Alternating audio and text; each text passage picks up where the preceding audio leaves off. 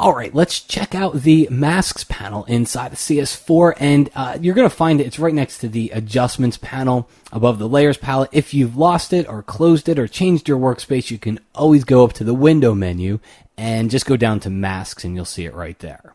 Now, what the masks panel does is it's a way of giving you some tools to work on your mask. So you first need a mask in order to use it, and it gives you tools to do things to those masks without having to take your brush and go into the detailed levels of the mask and really to know the tricks of the trade to get in there and work on your mask. It's a way of doing some very common tasks without requiring a whole lot of work.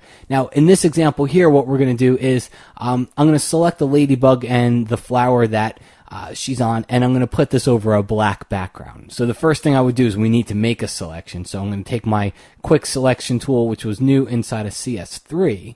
All right, and it works just like a brush. Just click and just drag. If it selects too much like it did up here, just hold down your Option key on Mac or Alt key on PC and click and drag there. And then let's do the same thing toward the bottom. You can see it's a really neat tool. It just makes the process of selecting much quicker, hence the name Quick Selection Tool.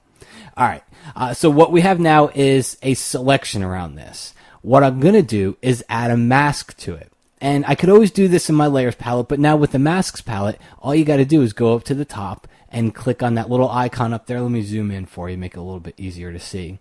You can see it's the one to the left-hand side here. It says Add a Pixel Mask. All right, so if I click on that icon, it's going to add a mask to the layer. Now the problem is I want to put this over a black background, and we only had one background layer, and it right now it's showing us transparency underneath because we only had that one layer. So what we're going to do here is make a black background. I got a little keyboard shortcut for you here. This isn't new in CS4, but it's just a neat shortcut. If you hold down the Command key on the Mac or the Control key on a PC and you click on the new layer icon, it places a new layer below the layer that you were working on. All right, it just saves a step. You know, normally you'd click on the new layer icon and then you'd have to drag it below. This just saves a step and it just puts it right below. And then finally, I would set my foreground to black, grab my paint bucket tool here, and just click on it to fill it with black. Now, take a look at the mask. It doesn't look so good, right?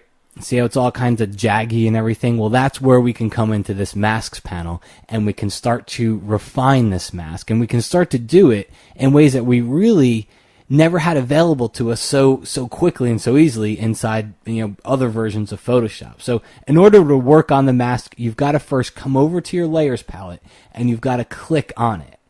And that enables all the tools in the masks palette here. The first thing I'm going to go to is really my favorite one, which I think it's Mask Edge.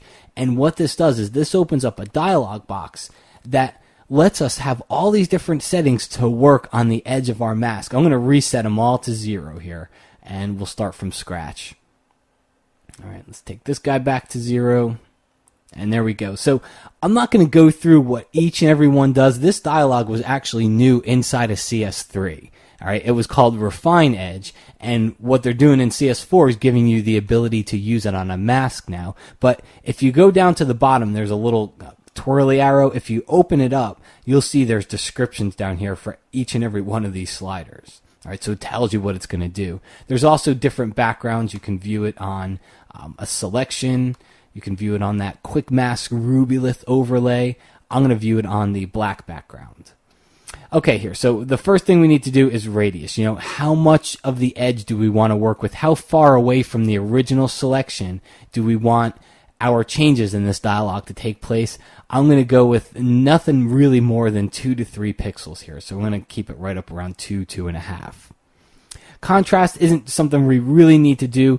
We don't have soft edges here. In fact, our problem is the opposite. We have hard edges, and contrast would work good at fixing soft edges. We have harder edges, which we want to smooth. So this smooth setting, especially, take a look along here. See those kind of jaggy edges? When we start to increase the smooth setting, you're going to see it gets a lot better. Okay? So just take a look at the preview before and then after. That's just with a couple of settings. Feather is going to make the edges of your selection softer.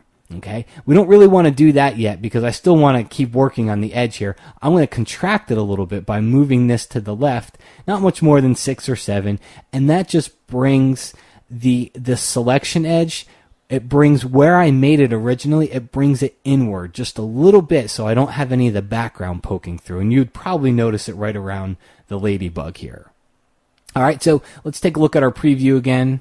Turn it off before, turn it on. If you ask me, that's a pretty darn good change, and we really never had these tools available to us to work on your selection edges on a mask like this. All right, so having this dialog to be able to work on a mask is really very powerful. So I'm going to click OK. So that applies the changes to our mask on that layer. Now we can come back over here to the masks palette, and there's a couple other settings here. Feather, we had that feather in the mask edge dialog box, but what it does is it softens it. I'll soften it not much more than 1 pixel. If I go any higher, see what happens?